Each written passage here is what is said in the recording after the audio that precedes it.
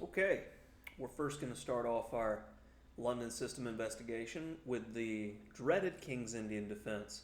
And I've got to say that the King's Indian defense is one of my personal favorite openings for black against 1d4. And from experience and working with strong grandmasters, it was explained to me that it's not only important to understand the ideas on one side of the board, but both sides of the board.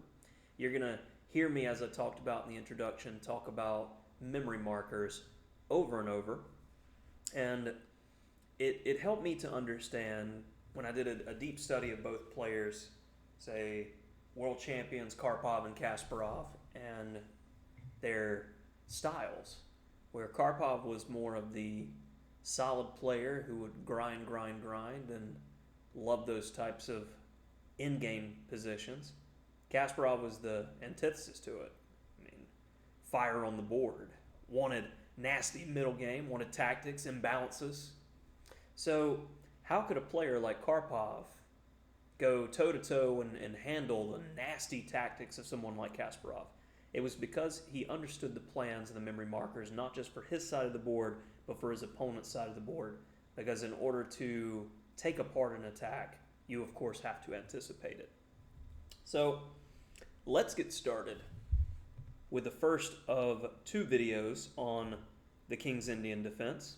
And we're going to be focusing first on the knight f6 move order. And then secondly, we're going to look at if black chooses to hold back the knight on g8. And we're going to go directly into these lines. And it should be noted in future videos, we're going to talk about specific move orders. This is one of those times that whether you play knight f3 on e3 on this move, it makes little difference because it is typically going to transpose. So knight f3, bishop g7, e3, and I first want to take a detour here looking at a memory marker. And this is seen very frequently in this fianchetto structure in both King's Indians and Grunfelds. And the move's knight h5. And most London system players, and I know from experience having many students who have played this opening, they're like, well, minor piece for minor piece, I mean, knight for bishop, whatever. No, not whatever, not by any means. What type of position are we typically going to get when we're playing a London system? It's going to be open. And which minor piece is typically better in open position? Bishops.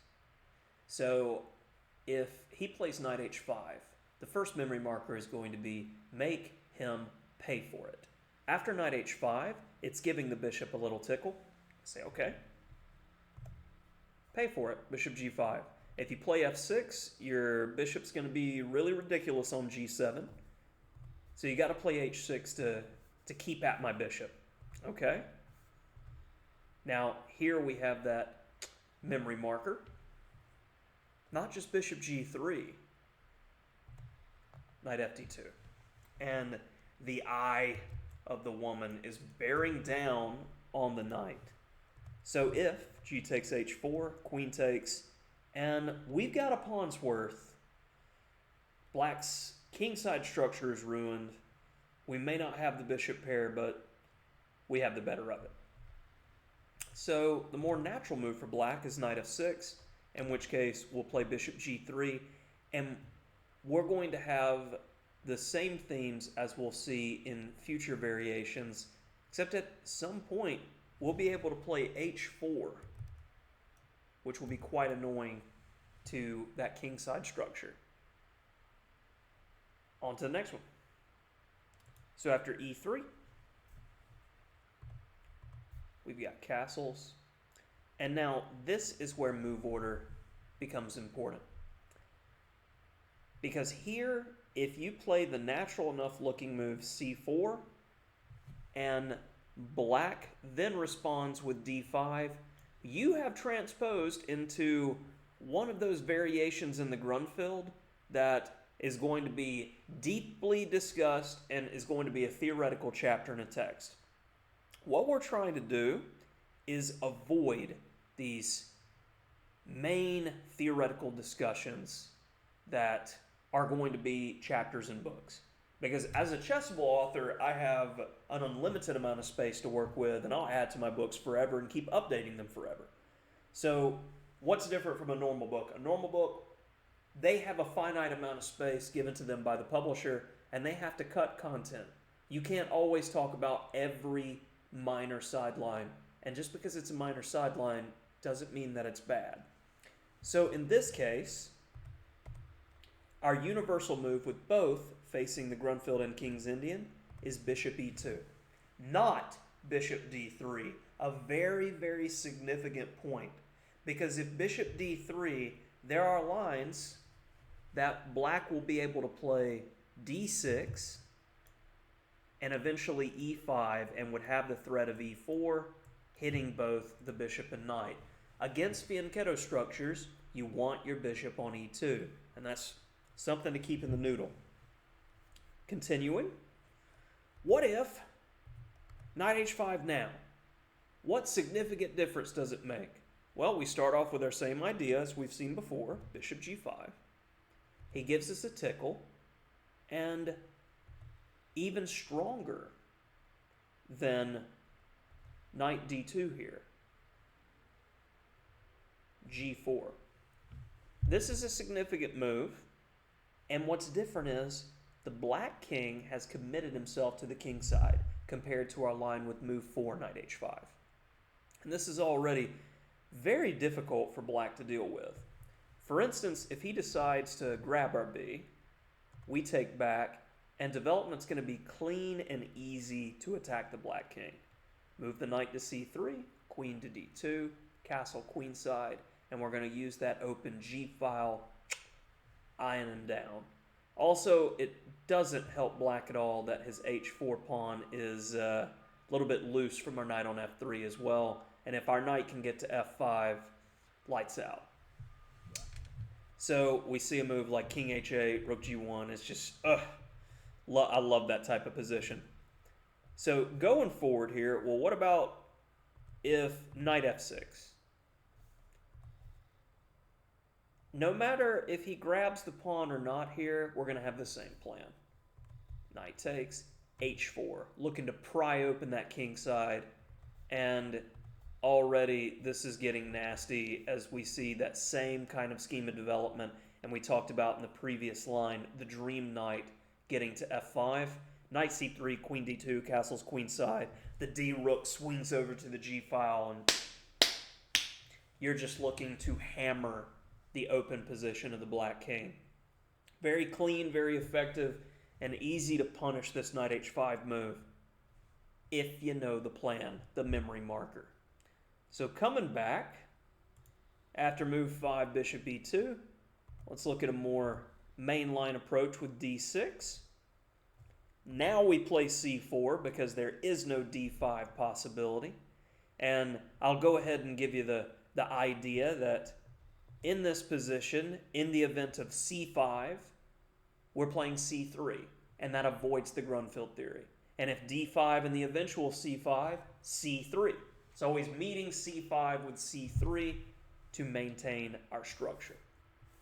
So d6, c4, and we're going to look at a few different variations here. Let's first start with a flexible move, knight bd7, knight c3, and first and foremost, this is a mistake I've seen numerous times, e5.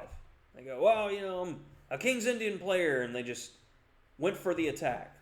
Well, pawn takes, knight takes, we trade queens, and we take. Very simple, very straightforward, and it's already just a monstrous position for white. Go on to win pretty easily. Another version of this can be seen if they go, well, I'm going to play rook e8 first, and you should get excited when you see this move, because we castle, and it still does not work. Because after these captures, he's still going to have to move the rook, and he actually made it worse than the immediate e5 because we've castled and we've gotten an extra developmental move in. So that's the first point of these lines. And We call this position the Spassky variation, or that's at least what I read in one King's Indian book, for white. And let's look at a few of the other moves here. Let's go with c5.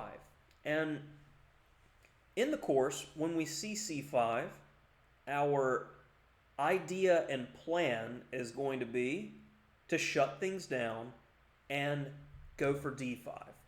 This is not going to be your typical London system course because I'm going to go for lines which are straightforward, easy to understand, statistically have a very, very good record, and being that it's engine checked, I feel even better about it.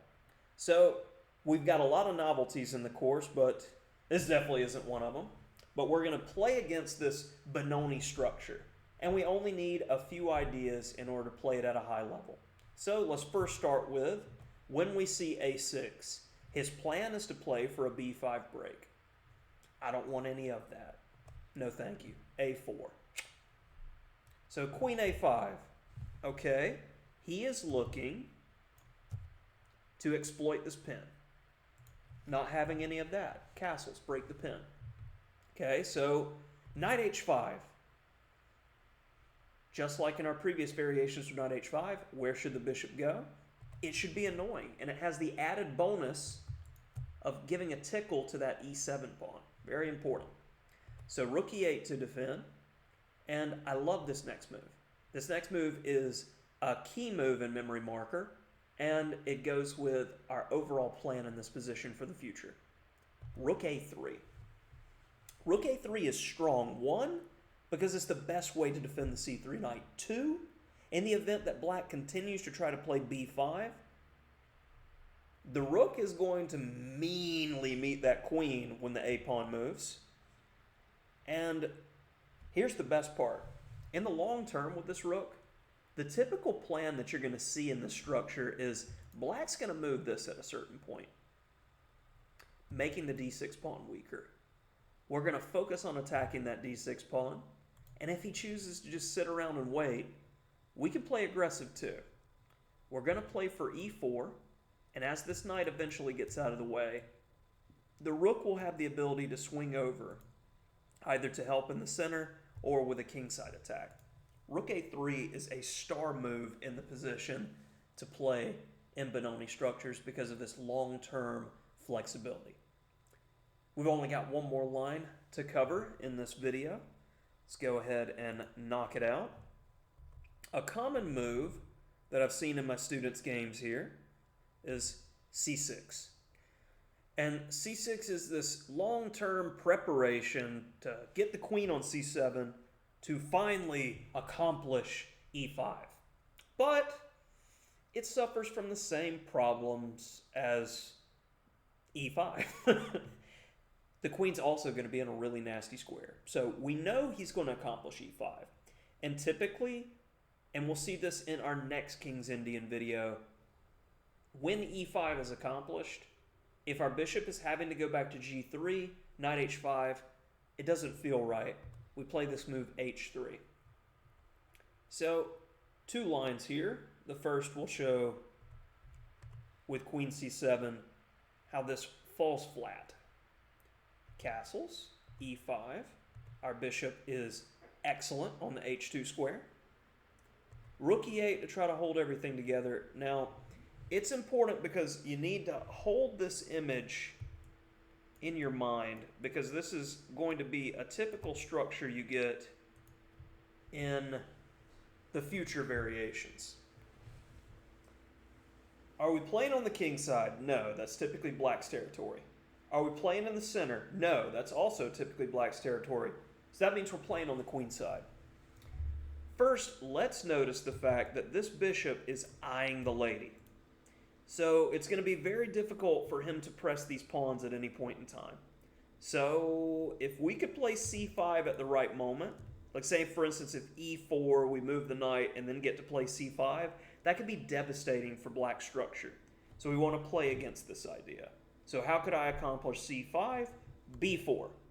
Now he's got to react to c5 being a threat. b6. Okay, I'm going to press it and get some more space over here. After a5, I don't want to take and make his rook good. b5. And you're going to be giving me key squares one way or another here. After bishop b7, rook c1, black is really hard pressed to find a good move here. Already his position's falling apart, and it seems to be held together with chewing gum and duct tape. So, after h3, another plan that we see frequently is a6. And keep in mind, what do we do in the Benoni line when we saw a6? They're preparing b5, we stop b5. Now, this is a game between two grandmasters, the first being Tiger Hillart Pearson with our London versus Hans Woodpecker Method Tikkanen. And sorry, from being from Southeast Alabama, I typically butcher names, but it's from Ronby 2018, if you're curious to see the game. So, no disrespect ever if I mispronounce a name. I have a big respect for other cultures. I'm just terrible at pronunciation. I apologize for that. So continuing our line, castles, knight e8, and black's plan, he's going to angle to get a knight to the b4 square, and we're going to play all these moves that's going to prepare against the seemingly inevitable counterplay of e5. So queen d2, and after knight c7, rook a to d1, and after queen e8, getting away from the tempo losing e5 move, black takes time to go knight a6, and we are fully prepared to meet e5, and if black waits too long here, we will start pressing in the center ourselves with e4. And after e5, I love this next move. It's very annoying. Knight e4, giving a tickle to d6. And that's going to conclude our first video in our Patreon series for the London system. And sincerely hope that this is going to bring you a lot of joy learning these simple but effective variations and a lot of rating points.